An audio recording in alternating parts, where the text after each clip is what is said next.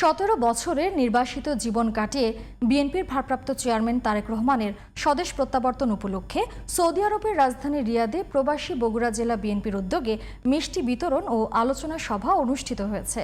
রিয়াদের স্থানীয় একটি হোটেলে প্রবাসী বগুড়া জেলা বিএনপির সভাপতি ফিরোজ আহমেদ নয়নের সভাপতিত্বে এবং সাংগঠনিক সম্পাদক আব্দুর রহিমের সঞ্চালনায় আলোচনা সভা অনুষ্ঠিত হয়।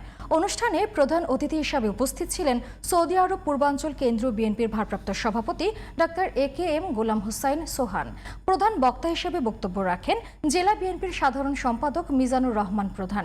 এছাড়া জেলা বিএনপির সাংগঠনিক সম্পাদক সোহান আলী, সহসভাপতি মাহফুজুর রহমান চঞ্চল, প্রচার সম্পাদক শামিউল ইসলাম সিলো, জনি, ফারুক, মামুন, সজল ও কোষাধ্যক্ষ রেজাউল হক সহ অঙ্গ ও সহযোগী সংগঠনের নেতাকর্মীরা উপস্থিত ছিলেন।